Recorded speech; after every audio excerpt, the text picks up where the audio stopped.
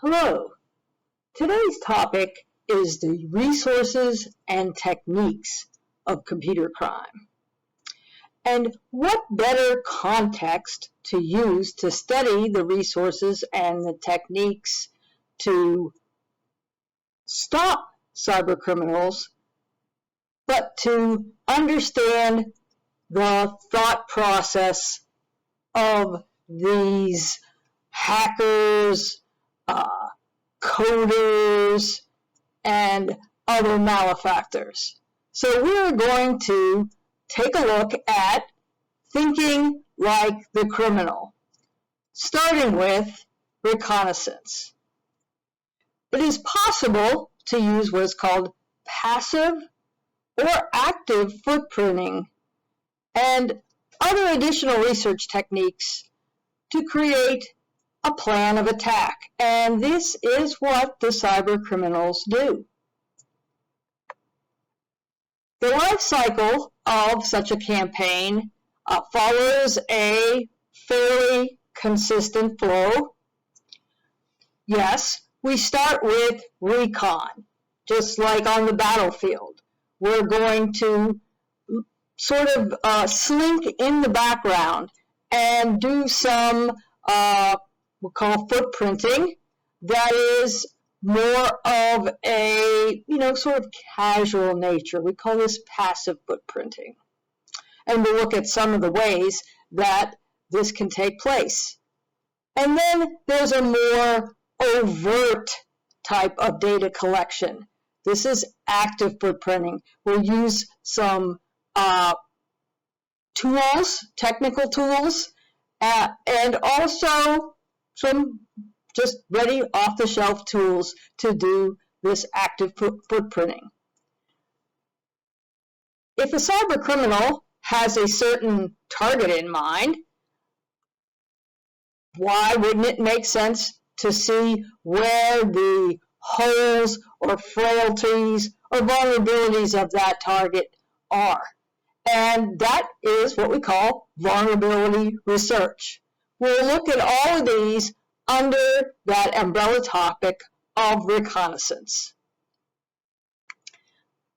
Next comes scanning. This is an active surveying of our attack surface, followed by the exploit, and lastly, every effective cybercriminal would want to cover his or her tracks. They want to obfuscate their presence in a system, getting rid of any log file or remnants that may exist that would point the fingers in their direction. So we call that the 3 O's: obscurity, obfuscation, and obliteration.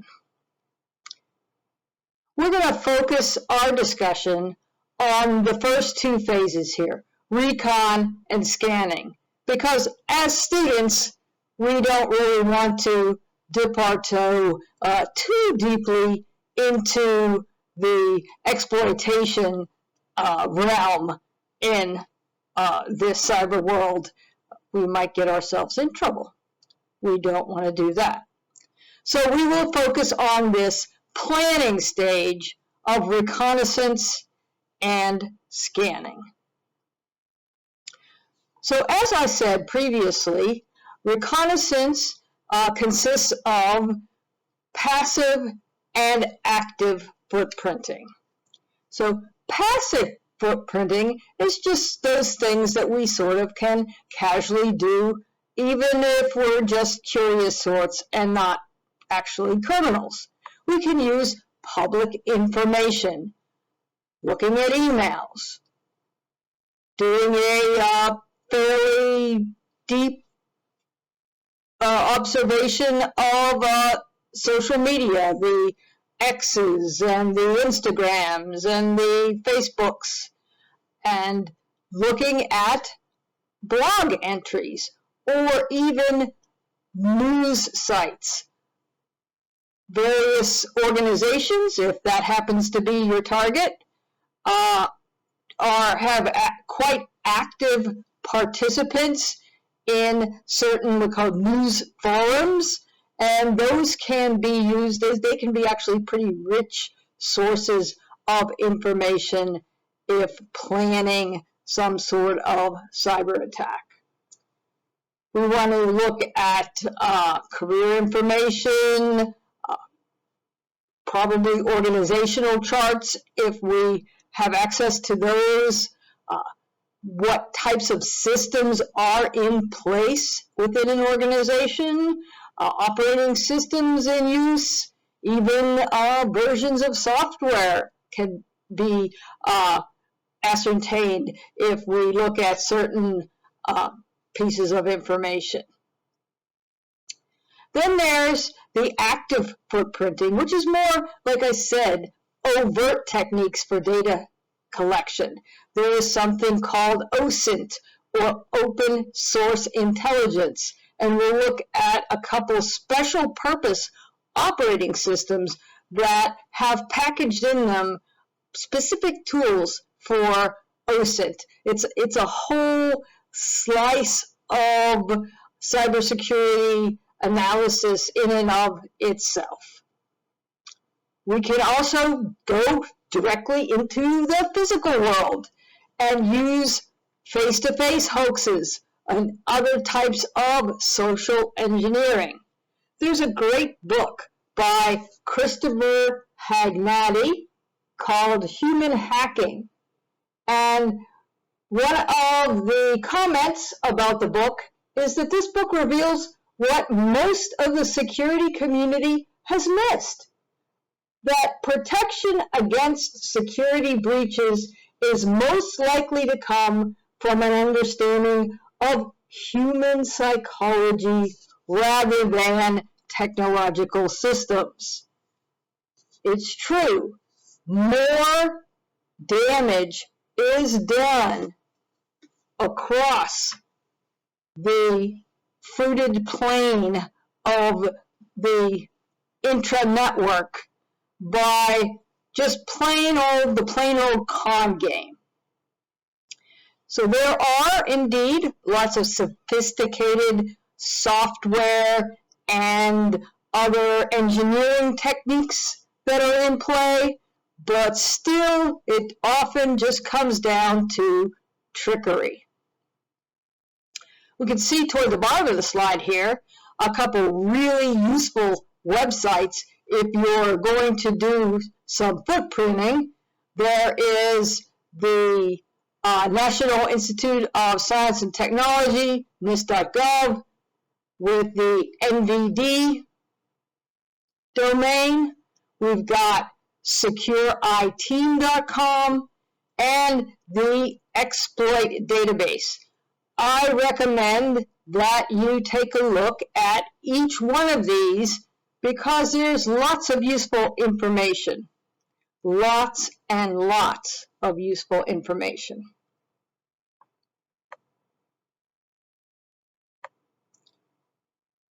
Let's just take a look at the exploit DB for a moment.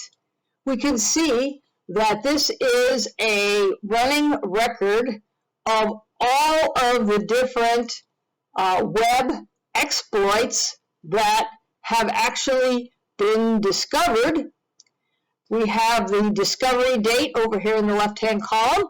Some of these are quite recent. There's a description. We could click that to find out more details. And we can see that it was a PHP code. And the author was Cybersploit, which is a cyber crime handle for a cybercrime gang. Okay. And a lot of these top ones we can see recently are web applications. So our web attack surface is rich with exploitable frailties. We can see that some of these are structured query language frailties. We've got some remote code execution. We've got cross-site scripting. So these are lots of ideas if you were going to think like a criminal and want to devise a plan to break into a system, it might be through an already discovered frailty in that system.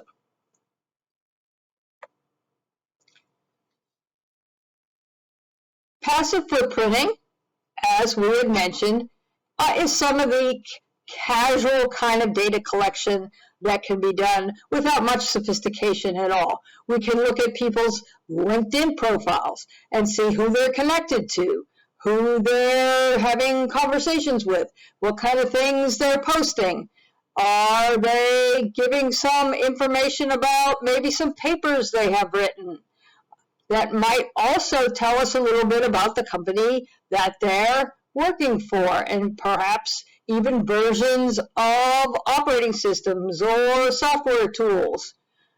People occasionally boast about their career successes on both LinkedIn and other social media. These can give hints into how to leverage some entree into pulling more information out about that person or their organization. We can also look at various blog sites, WordPress, there's Blogger, there's Wix, and there's many other popular platforms.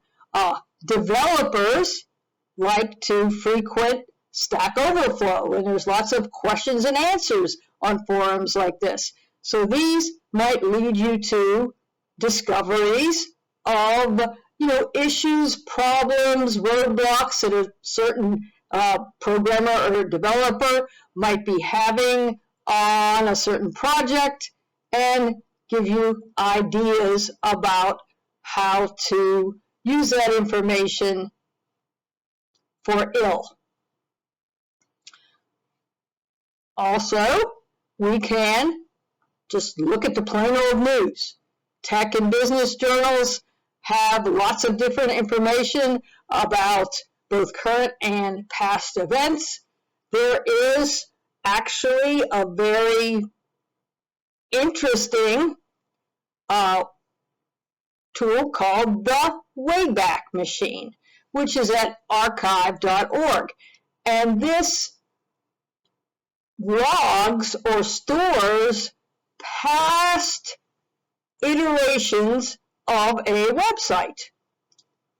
So if you wanted to go back in time and take a look at Time Magazine's presence or look and feel from a month ago, a year ago, 10 years ago, it's very likely that you will find something interesting on the Wayback Machine. Moving on to active footprinting, we can do things like just overt lures, we call them, that sort of pull people in. Phishing emails is one way that this occurs. I'm sure that you've heard of several successful phishing techniques by now. The famous Target department store data exfiltration hack that happened probably now a decade ago all began with a phishing email that went to one of their heating, ventilation, and air conditioning vendors. Somebody fell for the fish, which then gave the hackers information about their password, and then they were able to get in through the vendor portal into Target's network. So in addition to all those different ways that we can use, human hacking, we've got now the introduction of artificial intelligence into the picture. This is allowing foreign-born hackers to develop some very realistic and well put together conversational emails in whatever native language they want their hack to be in. And these emails are often so legitimate looking that they are fallen for. There is a whole sort of arena of hacking that falls under what is called Google hacking. And here is a great URL that talks about Google hacking. I recommend that you take a look at it. There's also, as I had previously mentioned, various operating systems that have been loaded up with tools specifically for what's called open source intelligence. And there's also another closely related topic called open source information. Right? Trace Labs is one of those special purpose operating systems, and it comes in a virtual machine that you can load inside of a hypervisor like Oracle VirtualBox and take a look at it. Really, this whole arena of thinking like the criminal and getting in and really learning the tools and techniques, it's exciting, and it's really the sky's the limit as far as what you can do and what you can learn. And my best advice is just get out there and explore all that you can. There's also, like we said, it's not all inside the computer or at the keyboard of the computer. Many of these hoaxes are actually in the physical world. They're face-to-face hoaxes. There is a series of productions that have been created called The Inside Man, and we're just going to take a quick look at a trailer to sort of just give you a hint of some of the things that can go on.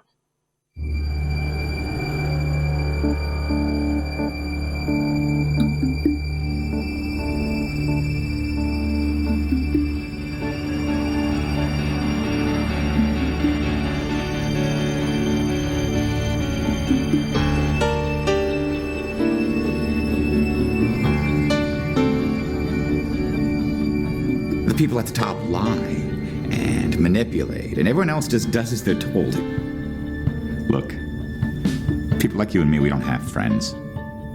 We have targets.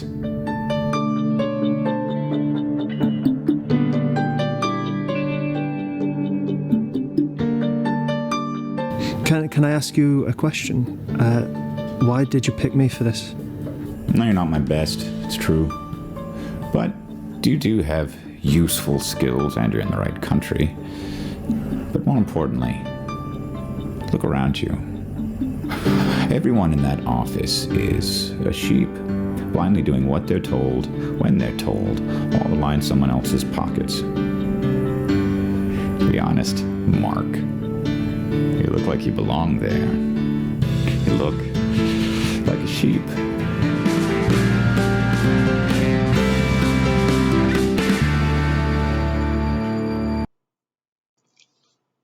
If you want to get a little bit more real, we can move into the phase of active surveying or scanning.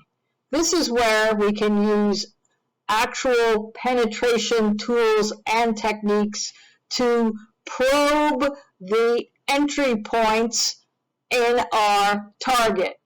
Of course, in this class, we will not be asking anyone to do this, but if you want to set up a virtualized environment, then another special distribution of the Linux operating system called Kali is your go-to resource.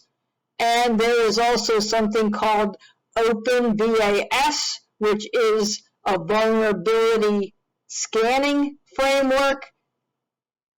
The URL for that tool is on the slide in front of you.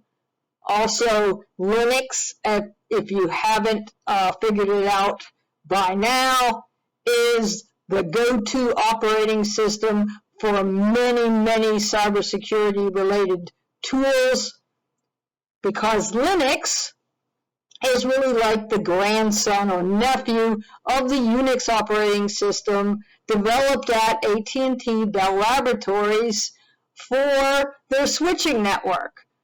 The operating system focused on communication efficiency, and then Linux became an open source version of Unix and carried along a lot of those same characteristics and features.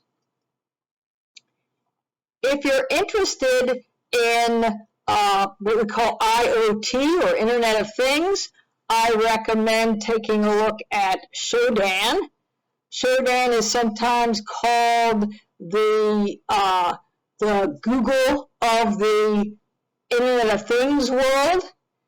You can take a look at the URL on the slide, help.shodan.io /the-basics, and you can take a look at what is Shodan. It is a tool that scans the entire network looking for open ports on devices. So cameras, motion sensors, other data loggers. Just, you'd be amazed and surprised at how many open ports there are out there in the networking wild. The Wireshark Packet Analyzer is another great tool that you've seen in other classes at the college. Some of these websites that we saw before, I'll just put them up here on the screen for you to take a look at again. Secure iTeam, ExploitDB, nvd.nist.gov, all great things to dive into, explore, see what you can learn. Because when you think like the criminal, you will more and more deeply understand their tools, understand their tactics, just know their motivations, and be a better security analyst. Because what is our job? To disrupt and then to apprehend. All this information is important because you will be doing a project where you have to devise a plan and think like the criminal. So explore, dive into a lot of the tools, all the websites that you saw in this presentation today, so that you'll be prepared. And it's really a bunch of fun.